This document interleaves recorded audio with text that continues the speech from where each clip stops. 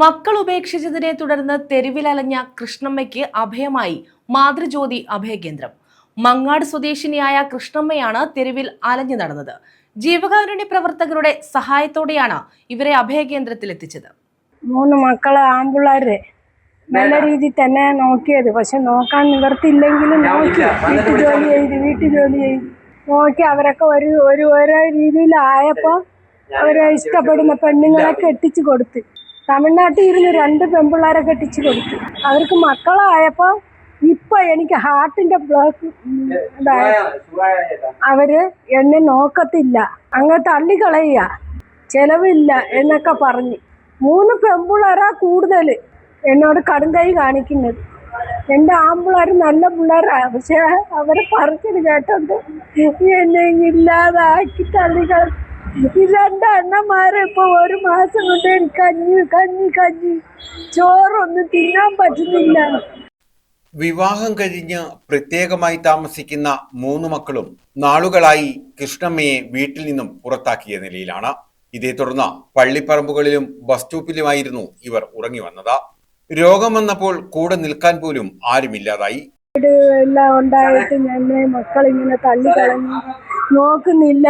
മക്കളുടെ കൂടെ നിൽക്കണമെന്ന് ഒരുപാട് ആഗ്രഹിച്ചു, പക്ഷെ മക്കൾക്ക് എന്നെ വേണ്ടാതായിപ്പോയി. ആശുപത്രിയിൽ പൈസ കൊടുക്കാൻ ചെലവാക്ക്, അത് അവർക്ക് വേണ്ട. എന്നെ വേണ്ടെന്നാ അവർ പറയുന്നത്. മൊത്തത്തില് വേണ്ട. ഞാൻ എന്താ വേണം? ഇപ്പോഴെങ്കിലും ഇവരൊക്കെ സഹായം കൊണ്ട് ഞാൻ ഇവിടെ നിൽക്കുന്നു. ഇത്രയൊക്കെ എത്തി എന്നെ ഇവിടെ ഇങ്ങനെ നോക്കുന്നു. ഇല്ലെങ്കിൽ ഞാൻ എന്ത് ചെയ്യും? പലപ്പോഴും പറഞ്ഞിട്ടുണ്ട് ട്രെയിൻ അടിപ്പെടാൻ. ഇളയവന് മൂത്തവന് എല്ലാരും പറയാം ട്രെയിൻ അടിപ്പെടാൻ. മക്കളെ മാറി മാറി വിളിച്ചിട്ടും ആരും വീട്ടിലേക്ക് കൊണ്ടുപോയില്ല. ഒടുവിൽ കൗൺസിലർ അജീന പ്രശാന്തിന്റെ അടുത്തെത്തി. പൊതുപ്രവർത്തകൻ സാബുവും റിട്ടയർഡ് SI ശ്യാമളനും ചേർന്ന കൃഷ്ണമ്മയെ കിളികൊല്ലൂർ പോലീസ് സ്റ്റേഷനിൽ എത്തിച്ച് പരാതി നൽകി.